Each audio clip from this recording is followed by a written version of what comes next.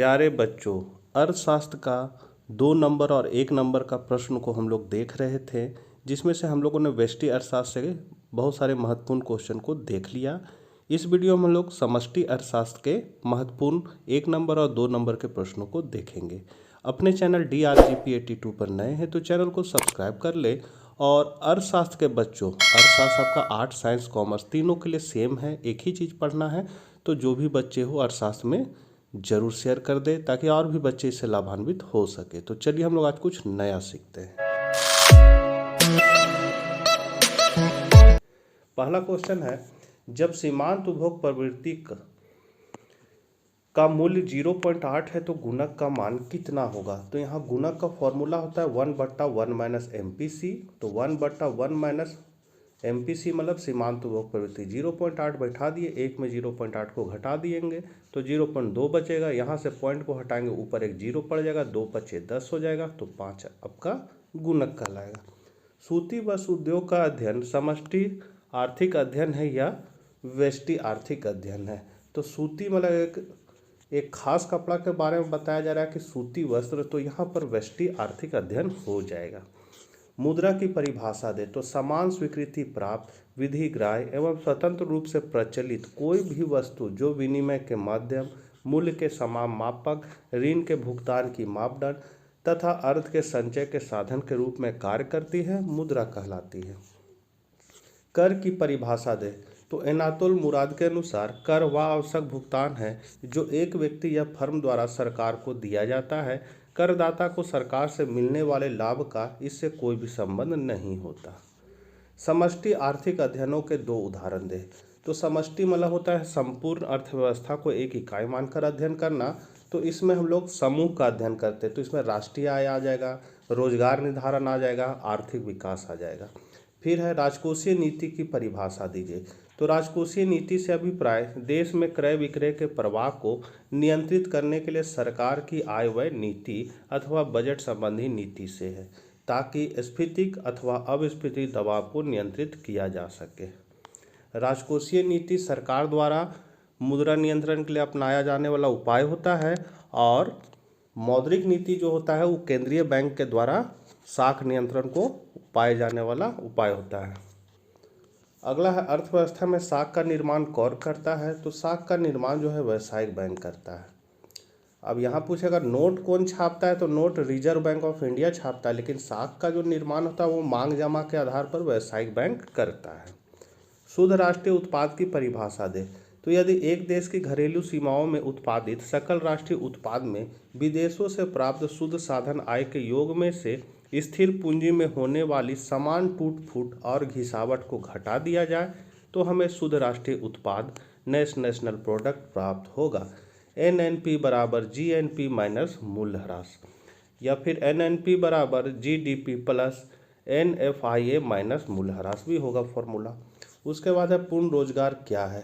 तो स्पेंसर के अनुसार पूर्ण रोजगार वह स्थिति है जिसमें प्रत्येक व्यक्ति जो काम करना चाहता है काम कर रहा है, सिवाय उनके जो संरचनात्मक तथा संरचनात्मक बेरोजगार हैं। अगला है स्वायत्त निवेश की परिभाषा दीजिए। तो वह निवेश जो आय में परिवर्तन से स्वतंत्र होता है स्वचालित निवेश या स्वायत्त या स्वतंत्र निवेश कहलाता है। यह आय के प्रति बेरोजगार होता है, मतलब आय का प्रभाव इस पर नहीं पड़ता है, आय बढ़े चाहे घटे वो जो निवेश करना है वो होके ही रहेगा, तो वो स्वचालित निवेश या स्वायत्त निवेश कहलाता है। इसे सार्वजनिक विनियोग भी कहा जाता है, मतलब इसका उद्देश्य लाभ कमाना नहीं होता है, और ये सार्वजनिक विनियोग कहलाता है। इसका मतलब ये सरकार करता है। ये आपका ऑटोनोमस इन्वेस्टमेंट मतलब स्वायत्त विनियोग का ये फिगर है, ये आपका इस तरह का गया है, मतलब एक्स अक्ष के समानांतर है। अगला क्वेश्चन है प्रतिगामी कर क्या है। तो प्रतिगामी कर प्रणाली वह प्रणाली है जिसमें करों की दर आय वृद्धि के साथ साथ घटती जाती है। इसका धनी व्यक्तियों की तुलना में निर्धन व्यक्तियों पर अधिक वास्तविक प्रभाव पड़ता है। अगला है समान कीमत स्तर का अध्ययन किया जाता है। तो किस में किया जाता है, तो समष्टिगत अर्थशास्त्र में। भारत में 1 रुपया का नोट कौन जारी करता है, तो भारत सरकार का वित्त मंत्रालय। 1 रुपया का नोट भारत सरकार और वित्त मंत्रालय जारी करता है, और बाकी note Reserve Bank of India. Central bank of India क्या है, तो व्यावसायिक बैंक है। जितना भी आपको आसपास बैंक नज़र आ रहा है जिससे आम आदमी लेन देन करता है वो ये सभी व्यावसायिक बैंक कहलाते हैं। यदि MPC बराबर हाफ हो तो गुणक का मूल्य क्या होगा? तो MPC हाफ तो गुणक बराबर हो जाएगा 1/1 माइनस MPC। 1/1 माइनस MPC के जगह रख दिए 1/2, LCM ले लेंगे, सॉल्व करेंगे 2 आ जाएगा। तो गुणक का मूल्य कितना हो जाएगा? 2। ATM का पूर्ण रूप क्या है? तो ऑटोमेटेड टेलर मशीन, मतलब स्वचालित मुद्रा वितरण यंत्र। इसका आविष्कार 1939 ईस्वी में लूथर जॉर्ज सिमियन ने किया था। जब सीमांत बचत की प्रवृत्ति शून्य हो तो सीमांत उपभोग की प्रवृत्ति का मान क्या होगा? तो MPC बराबर 1 माइनस MPS होता है। और यदि यहाँ क्या बोल दिया है आपका कि सीमांत बचत की प्रवृत्ति शून्य हो, मतलब MPS का मान शून्य होगा, तो MPC का मान पूछ रहा है। तो ये फॉर्मूला है आपका, MPC का मान निकालना है तो MPC बराबर हो जाता है 1 माइनस MPS, यहाँ S हो जाएगा। अब यहाँ पर MPC बराबर 1 माइनस MPS का मान कितना है? 0। तो MPC का मान कितना होगा? 1 में 0 को घटा देंगे तो 1, तो MPC का मान भी 1 ही होगा। निम्नलिखित में कौन सा स्टॉक है? तो यहाँ पर स्टॉक कौन है आपका? तो आपका संपत्ति जो है स्टॉक है। किसने कहा है कि मुद्रा वह है जो मुद्रा का कार्य करे? तो हार्ले विदर्स ने कहा। ये बहुत इंपॉर्टेंट क्वेश्चन है, बार बार पूछता है। लाभ का निम्न में कौन सा घटक है? तो लाभांश, अवितरित लाभ, निगम लाभ कर सभी है, तो यह डी हो गया। किसने कहा है कि समष्टि अर्थशास्त्र सारी अर्थव्यवस्था के कार्यक्रम से संबंधित होती है? तो M.H. स्पेंसर ने। घिसावट व्यय किसमें सम्मिलित होती है? तो नेशनल प्रोडक्ट मार्केट प्राइस पर। निम्न में कौन सा साख नियंत्रण का परिणात्मक उपाय नहीं है?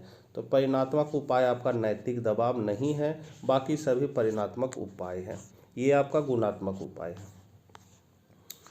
भुगतान संतुलन के अंतर्गत अदृश्य मदों में किसे सम्मिलित किया जाता है? तो बैंकिंग, जहाजरानी, संचार, इनमें से सभी, तो इनमें से सभी हो गया। हरित GNP किसे कहा जाता है? ये भी इंपॉर्टेंट क्वेश्चन है। तो GNP के ऐसे अनुमान को जिसमें पर्यावरण संबंधी प्रदूषण तथा प्राकृतिक संसाधनों के अत्यधिक शोषण का वर्णन हो। तरलता फांद क्या है? तो न्यूनतम ब्याज की दर आरोप पर लोगों में बॉन्ड खरीदने या निवेश करने की प्रवृत्ति नहीं होगी, लोग मुद्रा अपने पास ही रखेंगे, इसे ही तरलता फांद कहते हैं। मतलब ये इस तरह का तरलता का रेखा आता है और यहाँ से ऐसे सीधा हो जाता है, तो जहाँ से ये सीधा होना प्रारंभ कर देता है वही तरलता फांद या तरलता जाल कहलाता है, मतलब लिक्विडिटी ट्रैप। तो बच्चों ये थे समष्टि अर्थशास्त्र के कुछ महत्वपूर्ण 1 या 2 नंबर के प्रश्न। आशा करते हैं आप लोग अच्छा एग्जाम लिख के आइएगा। आज आप लोग का एग्जाम है, तो मिलते हैं नेक्स्ट वीडियो में, तब तक आज्ञा दीजिए, बाय बाय।